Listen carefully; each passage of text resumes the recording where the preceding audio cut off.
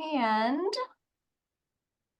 I'm going to keep an eye on people coming in, and I am going to hand this program over to our guest today, Samantha Tang from Economic Innovation Group. I love the fact that innovation is right in the title of the group. So when we talk about knowing and aligning with the mission of an organization, I have a feeling there's a big hint right there, which is exciting to see. So Samantha, I know we have about 30 minutes, so I'm going to turn this over to you. And then I'm hopeful that our students will have some questions for you. Sounds good.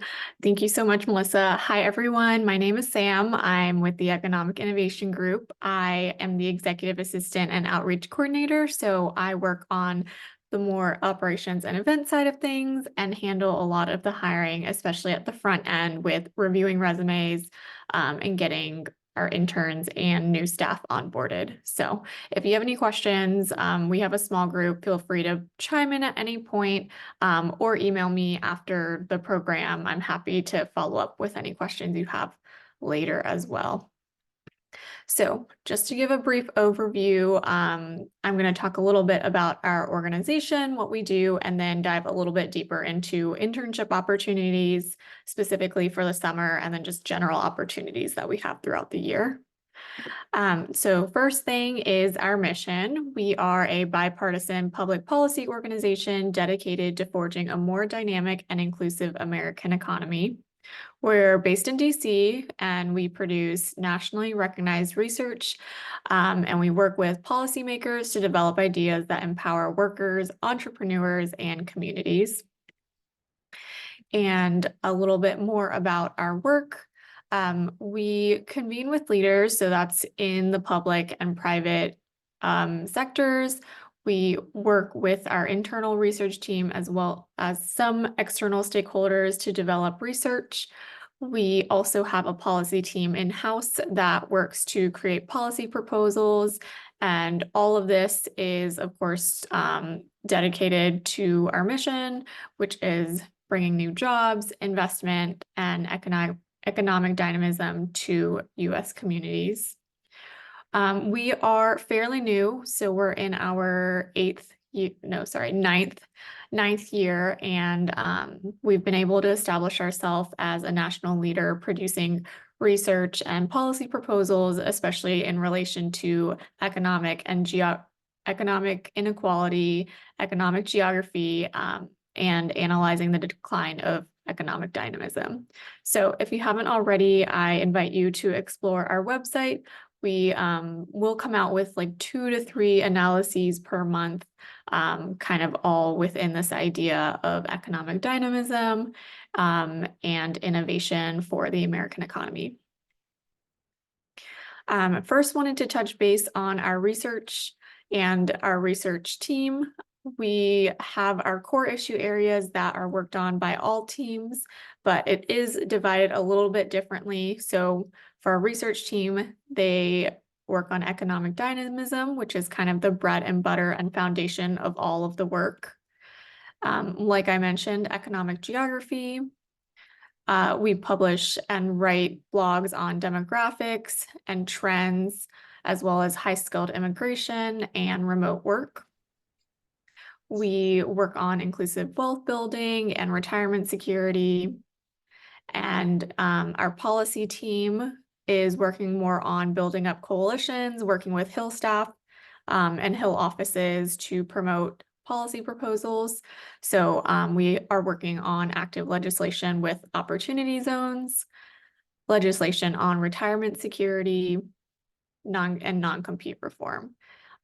So there are some other areas that we work on that don't have active legislation, like skilled immigration and entrepreneurship, but always kind of is in the works. And we do have like some policy proposals that we work on in these areas as well.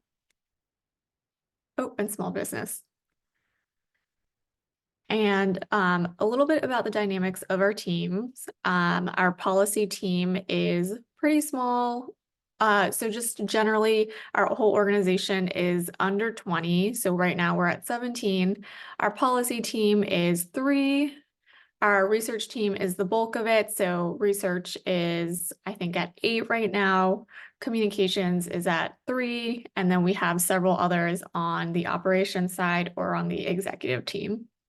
And so on the policy side, like I said, they're the ones who are working with government affairs and public policy. So definitely more outward facing and touching base with our external stakeholders. And then our research team is working a lot on the quantitative research side and producing our research and blogs for different audiences. So that can be for academics, it can be for policy or for Hill offices, policymakers, or it can be for the general public. And our comms team is working in tandem with those other two to kind of promote those materials and develop materials. So that can be anything from social media campaigns. It can be a pitch for media for them to write an article, or it can be creating kind of a visually appealing one-pager that policy can bring with them to their meetings. But with all that being said, our teams work very closely together and are checking in frequently with each other to make sure they're on the right track. And I have a video, it's from our 7-year anniversary, so that was 2 years ago. It has some words from partners we work with. I think it's a good way to kind of showcase different offices and different organizations that we've worked with.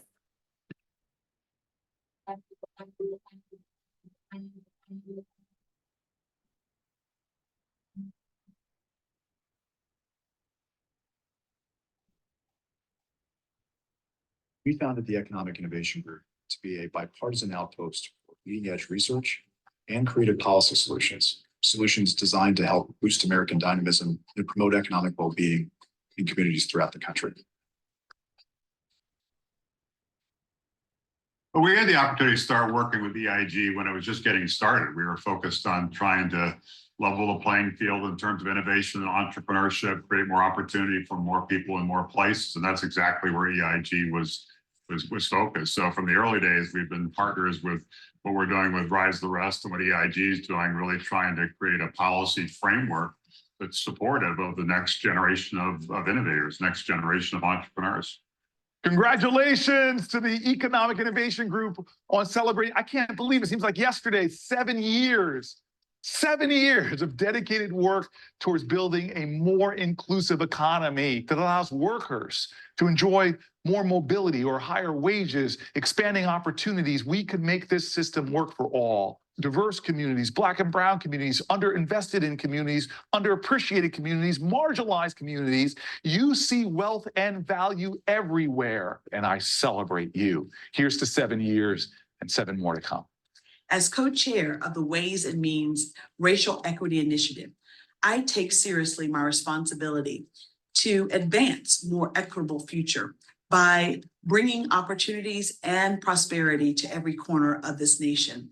Through sound research and policy making, EIG has been a critical partner as we work to root out inequity and forge a more dynamic economy for all of our nation's people. What's been great about EIG is they are incredibly good at interpreting the kind of statistics I've been working on developing, but also putting perspective on why it matters for businesses and for workers. What are the causes and consequences of the changing structure of entrepreneurship and dynamic? EIG just has great maps, and the maps that EIG creates really do remind all of us in the research space that the United States economy is a bunch of little economies, and that those economies don't always overlap political jurisdictions. And so those maps, give a whole new meaning to research and to political economies. What EIG does most of all is helps support the great new idea with serious science, but then it also supports lawmakers who might want to take that great policy idea and turn it into law. It helps policymakers like myself make a difference, but it helps ordinary Americans live better lives. I applaud the Economic Innovation Group's commitment to advancing a more innovative and competitive U.S. economy. Americans deserve to have the freedom they need to find good-paying jobs. I'll continue to advocate for policies that strengthen America's talented workforce, and I know that EIG will be a stalwart partner on these critical issues. Happy anniversary to everyone at EIG. Your work has been instrumental over the past 7 years. I know what it's like for communities to feel, well, overlooked and left out of economic opportunities. I also know that many of those underdeveloped areas are ripe with amazing potential. Thank you so much for your partnership on such an important issue. I want to congratulate you on 7 years of coming together to support policy for entrepreneurship. And I want to thank you specifically for working with me and Todd Young on our work to clamp down on non-compete agreements. This group, working very hard in the last 7 years, has been able to accomplish things that used to be dreams, but they got together, they made decisions based on, if you're going to do it, then do something that people can look at and say, you know what? I'm going to help out with that. So I just wanted to take a quick moment to congratulate the Economic Innovation Group, EIG, for a successful 7 years. You've been very instrumental in helping us develop policy based on the data and the facts that you have come up with. We look forward to many more successful years of your existence here in Washington, and I personally am looking forward to our continued working relationship. EIG gave hope to a lot of communities, and it really has delivered. It's absolutely critical to have research partners like EIG who are monitoring the flows of capital and the impact that comes from those investments so that we can be better informed and we can direct policy decisions in the future. I think a lot of the policy work that EIG has done with things like Heartland visas or some of the understanding of neighborhood level issues with disinvestment or poverty, or also some of the work with opportunity zones. Those are all really live, real world issues that we deal with at the local level. And I think it's been helpful to both myself and to the mayor to look at some of the policy work that EIG has produced and think about ways it can better inform the decisions we make at the local level.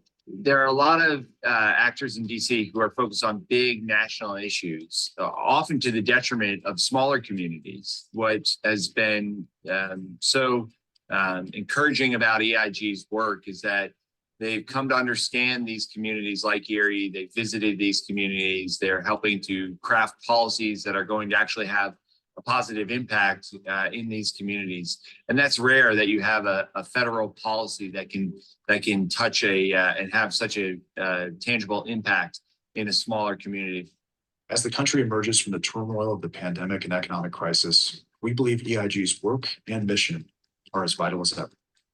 We look forward to working with our partners throughout the country to continue advancing solutions on behalf of American workers, communities, and entrepreneurs for many years to come.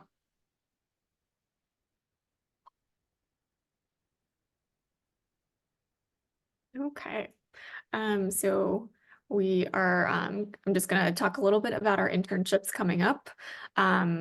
Just generally, this is what we're looking for when we are reviewing applications and interviewing candidates. We are looking for students with excellent writing and research skills, so it could be quantitative or qualitative research. Our position for this summer is actually a combined policy and research internship.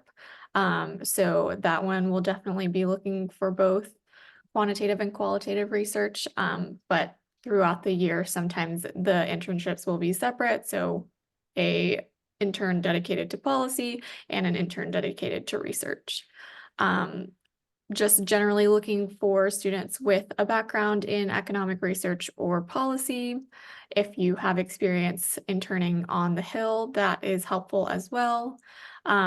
Just due to kind of the nature of how our teams work, we are looking for students who can work under short deadlines, who are self-starters, and can kind of pitch ideas and come into the internship knowing a little bit of some goals that they want to work on while they're there.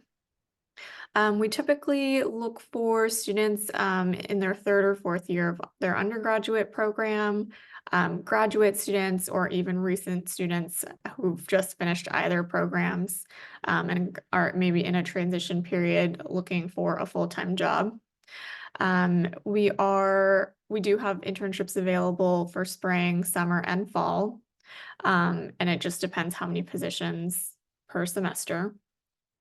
And then last thing, more logistical details. We are on a hybrid schedule. We work in the office Monday, Tuesdays, and Thursdays, and everyone has the option to work from home on Wednesdays and Fridays, which most of our team does. And just a little bit more, we are a small team, so it means you get a lot of visibility and can make a pretty big impact even as an intern. It is a lot of work that supports the teams, but I think it's a really great opportunity for students to kind of have exposure across the organization. We have a lot of experienced team members that come from a lot of the bigger DC organizations. So we've had people who have worked for Hill offices, who worked for the World Bank or Brookings, and bigger research organizations that now have landed here. So the policy side of the internship is supporting our team. So that could be anything like tracking our congressional bills and listening in on those hearings to kind of take notes and process everything in real time for our team.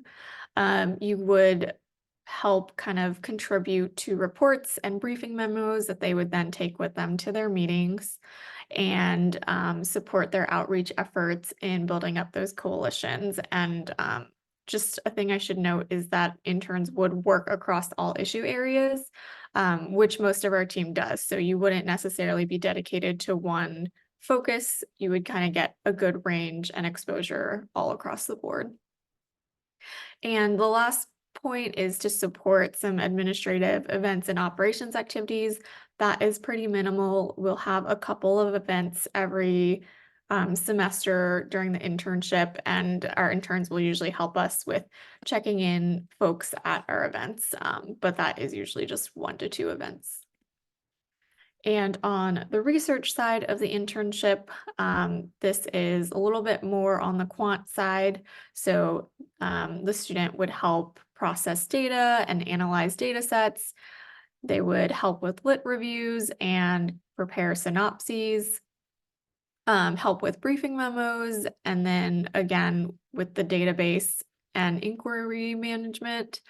And just a note here is that our team primarily uses Excel, Stata, and R programming languages. So it depends on the specific team person, but we do have people using each of those. And I've seen interns kind of come in and someone has said they wanted to develop their skills in R. So they've worked with that team member to kind of get a little bit more familiar and comfortable using it.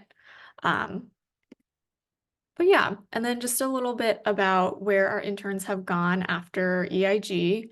A lot of them will end up in full-time roles working with the government, so federal agencies, as well as state and local governments. A few of our interns have ended up with industry and other nonprofits. So Deloitte, Meta, Third Way, as well as other research organizations in the DC area. And then we actually have 2 of our current staff members who started as interns, and that can happen for sure if this intern aligns well with the role and with the team and there is an opening. That's definitely something that can be discussed as well. And this kind of brings me to the end. I wanted to add one more point, is that we're a little bit different than other research organizations in DC. Most research organizations or think tanks are nonpartisan, and they're 401c3s. So it doesn't allow them to actually make, or it doesn't allow them to have a policy team that lobbies on the Hill, but we are a little bit different. We are a 401(c)(4), so we actually have that policy team that can then bring our research and implement policy change. So a little bit higher impact there, and like to kind of flag how we're a little bit different in this space. But yes, would love to take any questions that you guys might have. And then also I'll pop my email in the chat if you need to ask any questions later. Samuel, why don't you go ahead? Okay, thank you. Sam. Yes. Is the internship open to international students? Yes. Sorry, this is in the middle of the screen. Yes, we are open working with international students. We, however, do not sponsor visas or anything like that for an intern position. But if you're already authorized, then we welcome you to apply for sure. Okay, thank you. Mm-hmm. Other questions? This is your chance to ask questions, and you might want to unmute yourself, or you can put, oh, we got Samantha's email in the chat. Thank you. Or you can also type a question in the chat box. We've got about 5 minutes or so, and I can ask questions, but I'd love for our students to have an opportunity to do so.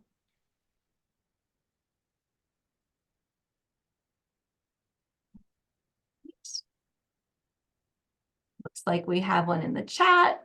Have to stay on mute. Wondering if you could speak to EIG's funding. Is it primarily contract-based, or how does that work? Great question.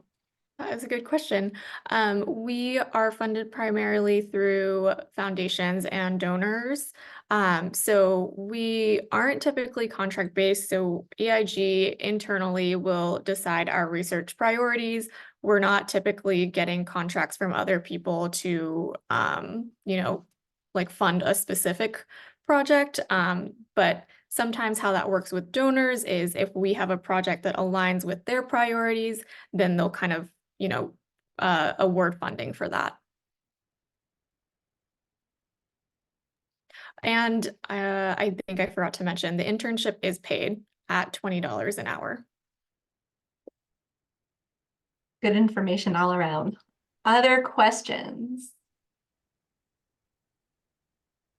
I'm gonna throw one out there. And you talked about some of the things that you're looking for in interns, and I'm wondering if there's anything that you or others have seen or typically see on a resume that really gets you excited. Yes, I think so. I guess the cover letter is where I really like to see where students are interested in our work specifically. Sometimes we'll just get kind of the generic cover letter that you can see, you know, students have used for maybe 10 different places. But it's nice to see when it's kind of customized and it looks like you've kind of looked through our website and mentioned a specific project that was really interesting. So that is good to see, especially when we're reading cover letters or interviewing students. As far as resumes, it's good to see students with experience in domestic policy. So especially because we're focusing on, you know, upward mobility in Americans, then it's good to kind of have that domestic side of experience. Very important about the cover letters. Everybody paying attention to that. Yes, I did. Melissa, I did. mute. And you mentioned the same things. You know, the last time I had a meeting with you on my cover letter, you mentioned the same thing Sam is mentioning, that you have to customize it to suit the organization you are applying for. And precisely that's what Sam has just said. So Melissa, I'm happy for the guy. Yes. Always nice to have the person who's looking at them say that, because Denise and I talk about it all the time. Amelia, I have to stay on mute. I may have missed this earlier. Are internships full or part-time? We are open to both. We do require at least 20 hours per week. And typically for the summer one, we are looking closer to full-time. But typically during fall and spring, our students are usually doing closer to 25 hours. but still within our working hours. It's fine if you're not available the full day, but some availability during the 9 to 6 is great. Terrific. Any other questions from our students? I Great. actually have a quick question. I know you talked about the different like research areas that you guys focus on within your organization. And I was just kind of curious if you could speak more to how interns kind of get divided among those different research projects. And you could have, yeah, I was just kind of curious what that process looked like for you guys. Yeah, of course. Since our research timeline really varies throughout the year, it depends on kind of what is on our pipeline. But interns will work on everything. And if anyone's coming in with, more expertise in one area, they could definitely speak to our director of research when you're coming on, and get put on more projects with that. What I've seen with the research intern is typically at the front end, they'll be assigned more short-term projects. So maybe more weekly based deliverables. And then as it goes on a little bit longer, that can span a month or two. Awesome. Thank you. Great questions, folks. We might have time for one more. Anybody have one last question? Okay. Not seeing any, and we're just right about at time, which works out well. So I want to thank Sam so much for being here, for teaching us about EIG. I believe that you all should have received a message with the post or the link to the post for the summer internship. I believe that was circulated. So good thing to check out. Sam left her, or had given you her email in the chat, I believe. So grab that as well. And thank you so much for being here. And thank you, students, for joining us. Great to see you and or hear you. And that concludes our session for today. Have a great day, everybody. Thanks so much for joining. Thank Thank you, Melissa. Bye, all. Thank you. Bye.